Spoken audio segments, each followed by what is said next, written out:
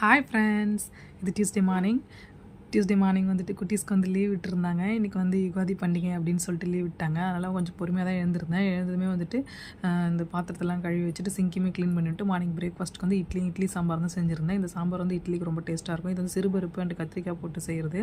இது ரொம்ப டேஸ்ட்டாக இருக்கும். அதுக்கப்புறம் வந்துட்டு ஆஃப்டர்நூன் லஞ்ச் செய்யலான்னு பார்த்தாக்கா எனக்கு வந்து பவர் ஷட் டவுன் போல் காலைல 10 மணிக்கெலாம் பவர் ஷட் டவுன் ஆகிடுச்சு. அதோட வந்துட்டு 2 o'clock தான் வரும்னு சொல்லிட்டு இருந்தாங்க. ஏற்கனவே வெயில் சுத்தமாக தாங்க முடியாது. இதில் வேறு பவர் ஷட் டவுன் ஒன்றுமே முடியல. சரி ஓகே, வெளியில் வந்துட்டு புளி அரியலாமேன்னு சொல்லிட்டு புளி தான் அரிய ஸ்டார்ட் பண்ணிட்டேன். ஆஃப்டர்நூன் லஞ்ச் எதுவுமே ப்ரிப்பேர் பண்ணல. அதனால் கொஞ்சம் வெளியில் தான் வாங்கி இன்றைக்கி சாப்பிட்டுட்டோம். அப்புறமா குட்டீஸ் வந்துட்டு இவ்வளோ நேரம் புளி அரியனேன்னு சொல்லிட்டு அவங்களுக்கு நனாரி சர்பத் போட்டு தரேன்னு சொல்லிட்டு அவங்க தான் போட்டு கொடுத்துட்டு இருந்தாங்க. நல்லா தான் இருந்துச்சு. இந்த மாதிரி புளி வந்துட்டு இயர்லி ஒன்ஸ் நான் பல்காக வாங்கி ஸ்டோர் பண்ணி அரைஞ்சி வச்சுப்பேன். அப்புறம் எப்படியோ ஒரு வழியாக பவர் வந்துருச்சு. அதுக்கப்புறம் துணியெலாம் போட்டு எடுத்து காய வச்சுட்டு வெளியில் இருக்கிற செடியை தான் பார்த்துட்டு இருந்தேன். அங்கே வந்து ஒரு ஒயிட் ரோஸ் பூத்து இருந்தது. இப்படி தான் போச்சு ஃப்ரெண்ட்ஸ். மீண்டும் ஒரு மினிவில் சந்திக்கலாம். பாய்.